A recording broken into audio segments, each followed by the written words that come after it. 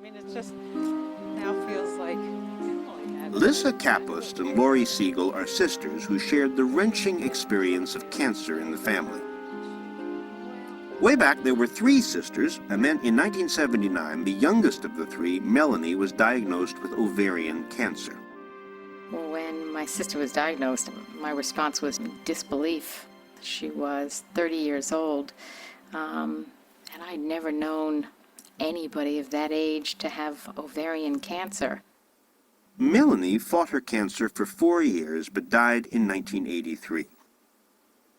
It seemed an isolated piece of bad luck, but then just about a year later, Lissa discovered that she had breast cancer. She was only 34, but the cancer hadn't spread, so the long-term outlook seemed optimistic.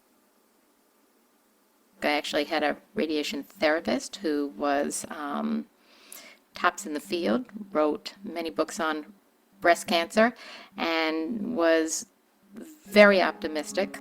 And what I remember him saying is that he and I would grow old together. And Lissa was fine for 12 years. And then she found another lump in the same breast. It was the worst fear come true. The first time I could hold on to hope. The second time nobody was talking with me about living to be old. When Lissa discovered her second cancer in 1996, scientists were just beginning to work out the link between breast and ovarian cancers that run in families. Mary Claire King was one of the scientists who discovered that changes or mutations in 2 specific genes make a woman's risk of breast and ovarian cancer much higher. The genes are called BRCA1 and 2. BRCA1 and BRCA2 are perfectly healthy, normal genes that all of us have. But in a few families, mutations in these genes are inherited. So, in a normal gene, so we're going to spell it out for you here, letter by letter. This is the normal sequence ending G, T, A, G, C, A, G, T. Now we're going to make a copy. Now we're going to lose 2 of the letters, just 2, and then watch them shift over. You see that? This new configuration is a mutation which can often cause breast cancer. In the United States and Western Europe and Canada, the risk of developing breast cancer for women in the population as a whole is about 10% over the course of her lifetime, with, of course, most of that risk occurring later in her life. For a woman with a mutation in BRCA1 or BRCA2, the lifetime risk of breast cancer is about 80%. It's very high. Right around the time of Lissa's second bout of breast cancer, a test for BRCA mutations became available. Lissa and her sister Lori decided to be tested. I do remember the day that I went to find out the results. Panic, terror. I mean, what was I going to find out? Talking about, the blood surging through your temples. I mean, I just remember sheer terror. Turns out Lori was fine, but Lissa discovered that she does carry a BRCA mutation. It is not easy waking up every morning wondering if today's the day you may get sick. Any questions about the results from the biopsy from April? No questions about the results. Again, it feels like often my life is dodging bullets. With the second cancer, Lissa had her right breast completely removed and then another operation to take out her ovaries. Okay, just keep a tight fist until I'm in. She also has a high risk of cancer in her left breast. BRCA mutations are relatively rare and only cause maybe 5 or 10% of all breast cancer.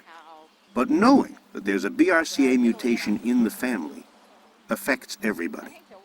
The gene doesn't go away. The time passed since the last cancer doesn't buy you the safety. And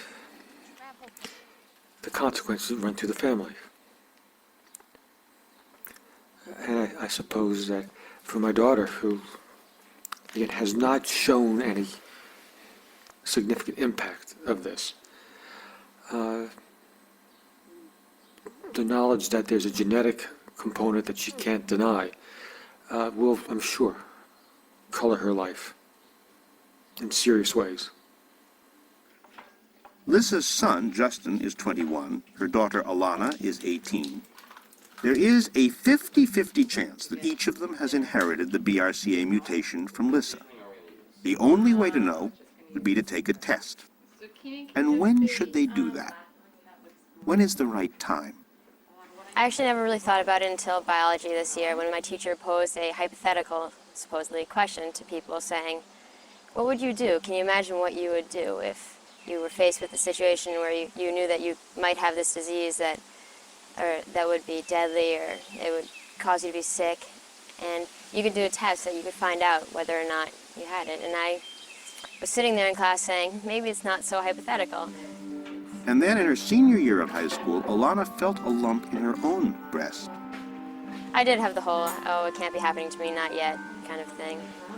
I mean, I have the reservation in the back of my mind that eventually it may very well happen to me, and if it does, then I'll fight it then, I'll deal with it then, but I don't expect, or I definitely didn't expect for this to be happening to me when I was 17 years old.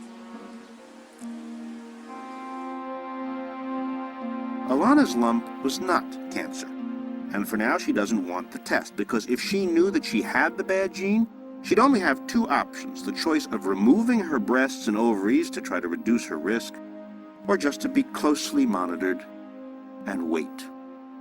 She's followed every year.